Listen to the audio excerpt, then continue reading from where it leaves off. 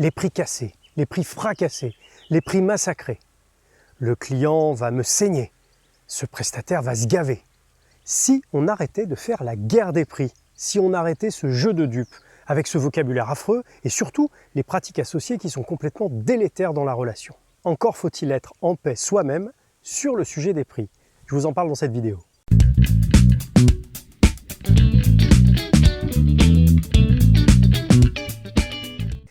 Il y a un facteur de stress que j'observe très souvent chez les prestataires de services, notamment quand ils vont présenter une offre et donc aborder le prix, c'est le fait de penser à la place du client à l'avance, de faire des suppositions. Il ou elle va discuter, négocier, pas vouloir. Bref, ça, on ne peut pas le savoir tant qu'on n'a pas vécu la situation. Ça veut dire que si on met son attention là-dessus avant le rendez-vous, on est en train de se créer du stress, un bouillon mental de suppositions qui n'aident pas à atteindre le vrai objectif à ce moment-là, qui est pour le prestataire, de faire une offre pertinente qui répond vraiment à ce qui a été écouté dans le besoin du client, le vrai besoin du client, et à mettre en face un prix, une valeur financière qui soit cohérente et surtout crédible par rapport à la valeur que le client peut obtenir.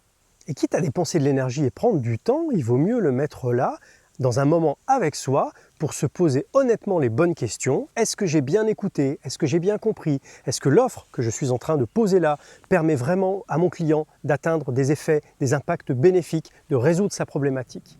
Et juste s'arrêter à ça. Là, vous êtes sur votre axe de responsabilité, vous êtes dans votre sujet que vous maîtrisez, vous êtes dans votre environnement un peu plus certain, et ça permet d'aborder la suite, le rendez-vous, avec quelque chose de beaucoup plus ouvert, avec quelque chose de beaucoup plus stable, de beaucoup plus puissant, qui va vous permettre d'accueillir correctement les réactions.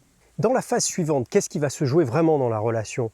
C'est que deux personnes vont confronter leur point de vue, forcément un peu différent, sur la perception de la valeur de l'offre.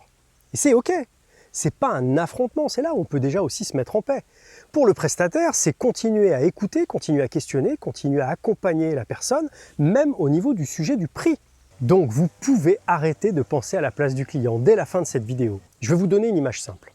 Quand vous pensez à la place du client à propos du prix avant le rendez-vous, c'est comme si vous portiez des grosses pierres ou des grosses roches sur le dos. Donc déjà c'est très dur à porter et surtout vous les amenez avec vous dans la relation au moment du rendez-vous. Et imaginez-vous en train de prendre ces grosses pierres, de les poser sur la table et les amasser et déjà de créer un mur, une barrière avec votre interlocuteur et d'amener tout ce poids.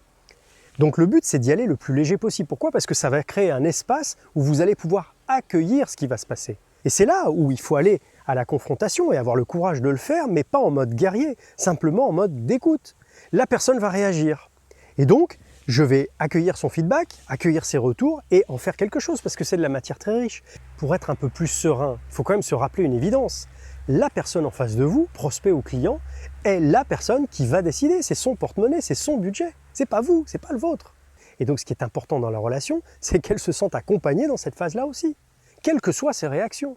Et dans ces conditions, c'est beaucoup plus facile de ramener votre interlocuteur sur le vrai sujet, qui est-ce que ça a de la valeur en fonction de vos enjeux, de vos vrais besoins?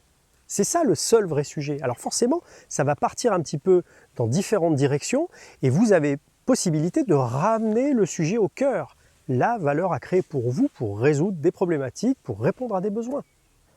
Le retour d'expérience que j'ai dans les ateliers de la valeur quand on aborde ce sujet et ces situations, eh bien c'est que dans les réactions, on a alors bien sûr des réactions un peu de jeu, de bluff, de comparaison biaisée, mais qui peuvent très vite être contournées quand on ramène le sujet sur la vraie valeur à créer.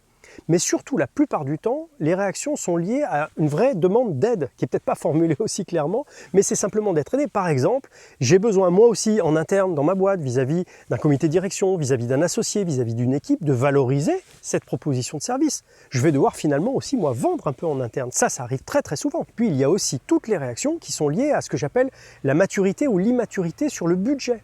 Parce qu'on parle de ça, c'est un budget d'investissement, une offre de service à valeur ajoutée.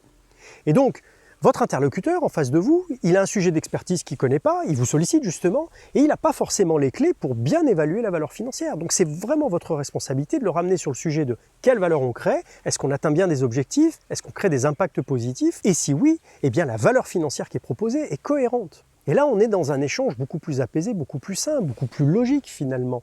On n'a pas besoin de faire la guerre là-dessus. C'est quand même dingue de se dire qu'il va y avoir un gagnant et un perdant, alors que le but, c'est justement qu'on trouve une solution qui soit juste pour les deux parties. Alors en conclusion, je vous encourage à apprécier, à goûter, à vivre pleinement cette étape où, en direct, vous vivez l'annonce d'un prix et vous vivez la réaction en face de vous.